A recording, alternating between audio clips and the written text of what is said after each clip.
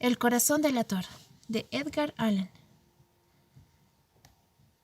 Es cierto, siempre he sido nervioso, muy nervioso, terriblemente nervioso. Pero, ¿por qué afirman ustedes que estoy loco? La enfermedad había agudizado mis sentidos, en vez de destruirlos o embotarlos. Y mi oído era el más agudo de todos. Oía todo lo que puede oírse en la tierra y en el cielo. Oía muchas cosas en el infierno. ¿Cómo puedo estar loco entonces? Escuchen y observen con cuánta cordura, con cuánta tranquilidad les cuento mi historia. Me es imposible decir cómo aquella idea me entró en la cabeza por primera vez, pero una vez concebida me acosó noche y día. Yo no perseguía ningún propósito, ni tampoco estaba colérico. Quería mucho al viejo, jamás me había hecho nada malo, jamás me insultó. Su dinero no me interesaba, pero parece que fue su ojo. Sí, eso fue. Tenía un ojo semejante al de un buitre, un ojo celeste y velado por una tela. Cada vez que lo clavaba en mí se me helaba la sangre, y así, poco a poco, muy gradualmente, fui decidiendo matar al viejo y librarme de aquel ojo para siempre. Presten atención ahora. Ustedes me toman por loco, pero los locos no saben nada. En cambio, si hubieran podido verme, si hubieran podido ver con qué habilidad procedí, con qué cuidado, con qué previsión, con qué disimulo me puse a la obra. Jamás fui más amable con el viejo que la semana antes de matarlo. Todas las noches, hacia las 12, yo hacía girar el picaporte de su puerta y la abría. Oh, tan suavemente.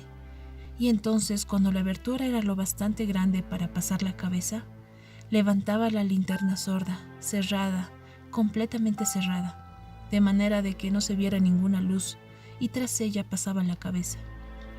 Oh, ustedes se hubieran reído al ver cuán astutamente pasaba la cabeza.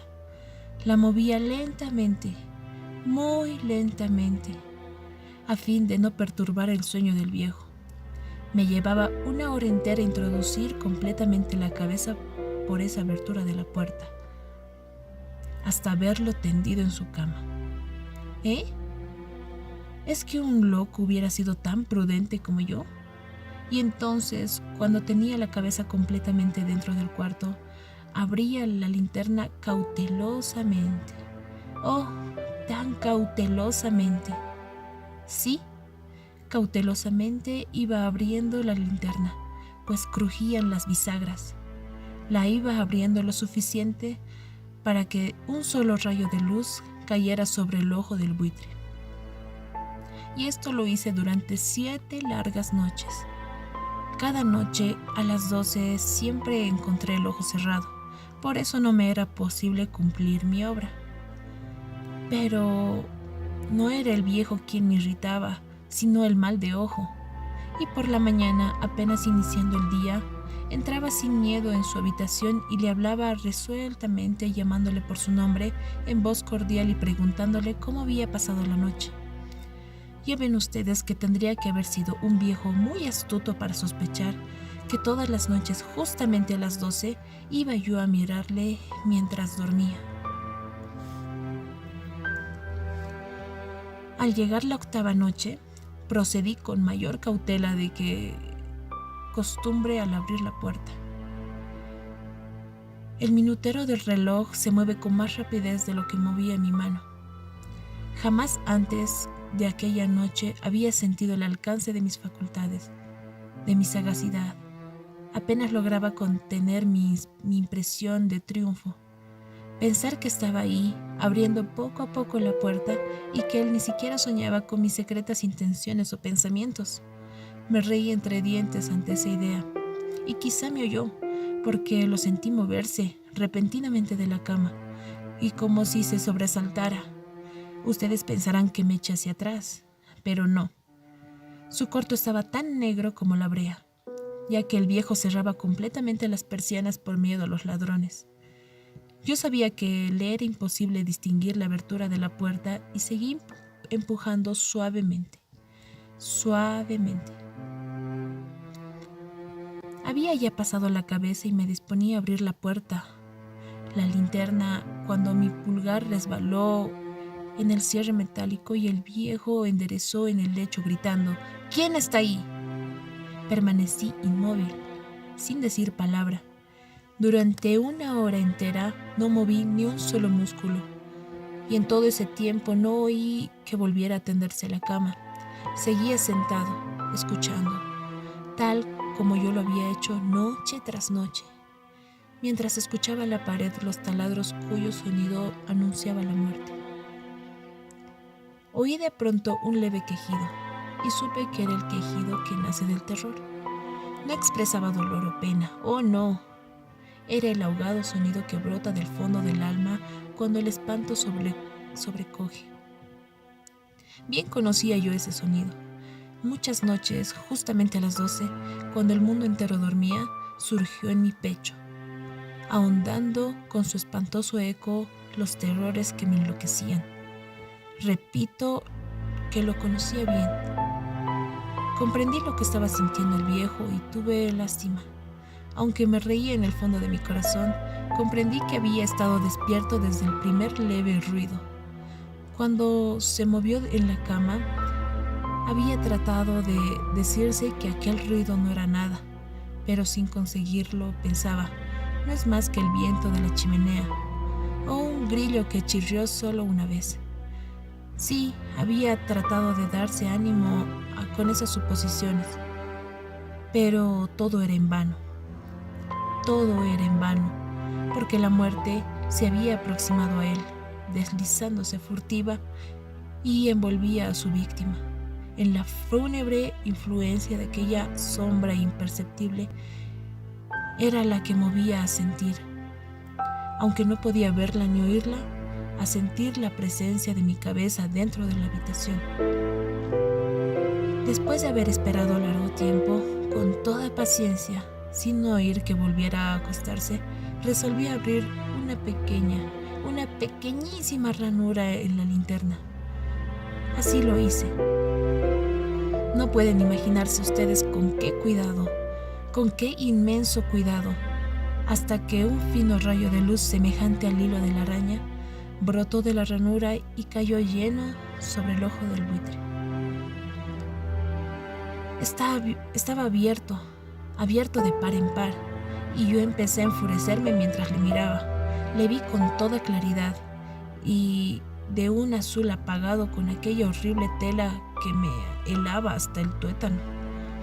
Pero no podía ver la cara o del cuerpo del viejo, pues, como movido por un instinto, había orientado el haz de la luz exactamente hacia el punto maldito.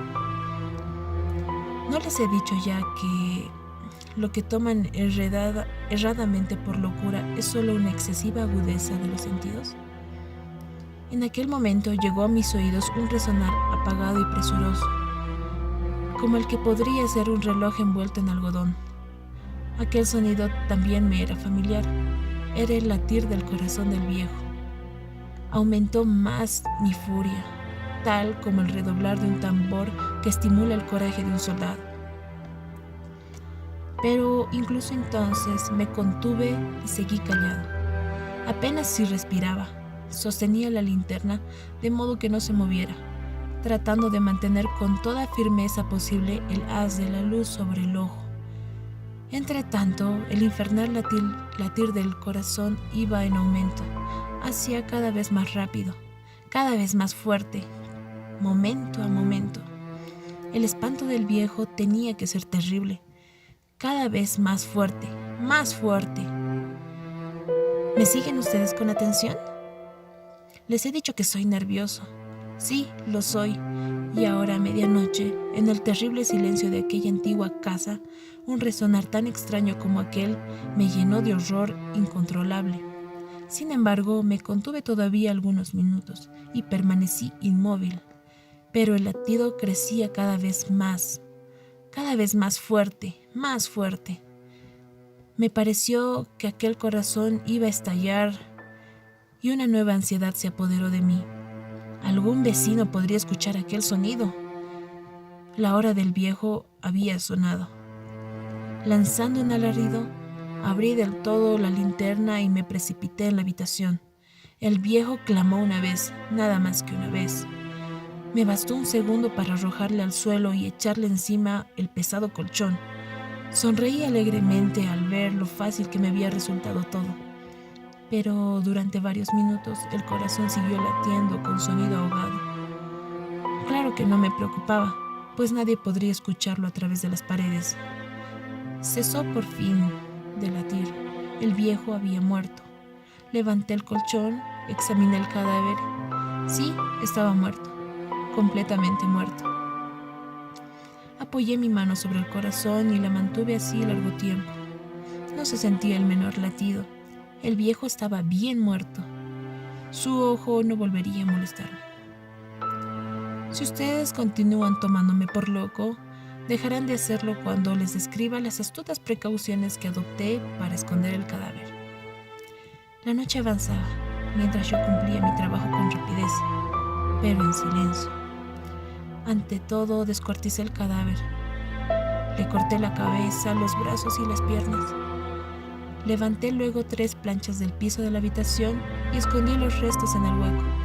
Volví a colocar los tablones con tanta habilidad que ningún ojo humano, ni siquiera el suyo, hubiera podido advertir la menor diferencia. No había nada que lavar, ninguna mancha, ningún rastro de sangre. Yo era demasiado precavido para eso. Una cuba había recogido todo, jaja. Cuando hube terminado mi tarea, eran las 4 de la madrugada, pero seguía tan oscuro como a medianoche. En momentos en que se oían las campanadas de la hora, golpearon la puerta de la calle. Acudí a abrir con toda tranquilidad, pues ¿qué podía temer ahora? Hallé a 3 caballeros, que se presentaron muy civilmente, como oficiales de policía. Durante la noche, un vecino había escuchado un alarido, por el cual sospechaba la posibilidad de algún atentado. Al recibir este informe, el puesto de policía se habían comisionado a los 3 agentes para registrar el lugar.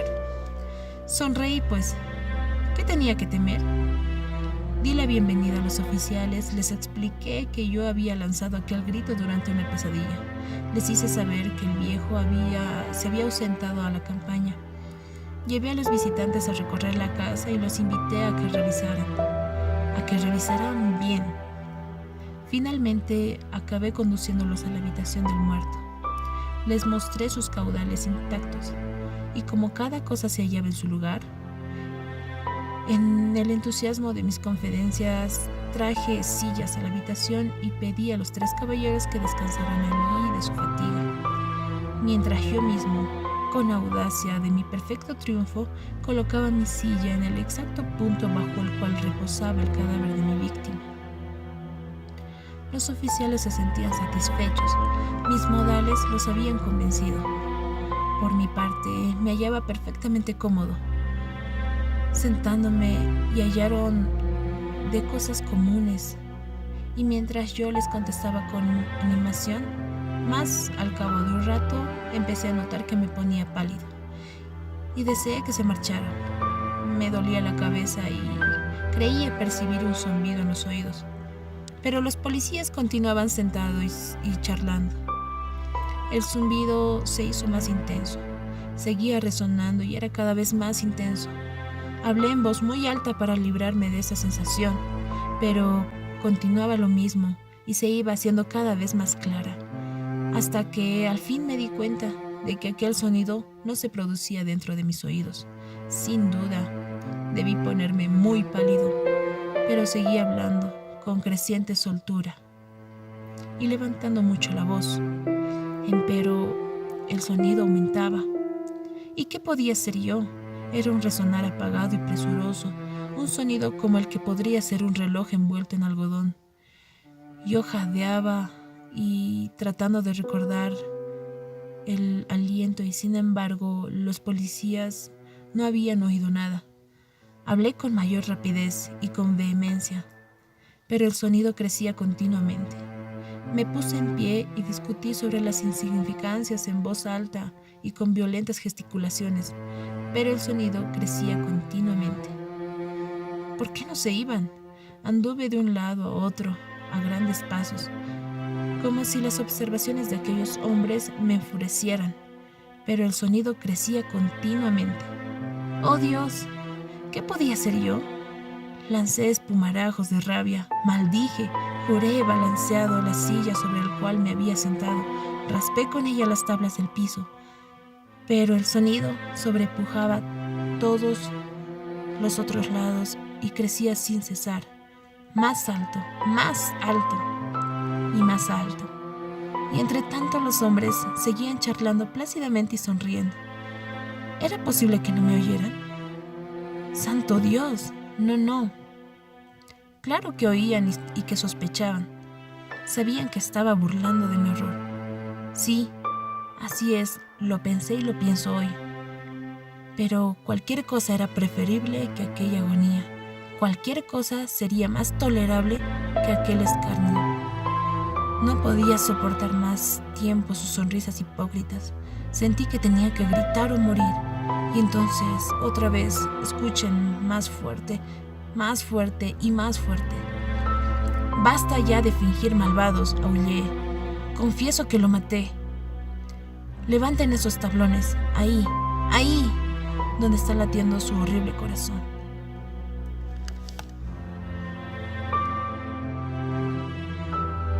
Gracias por escucharme. Soy Catherine Torres y les deseo prosperidad para las actividades que se propongan. Adiós.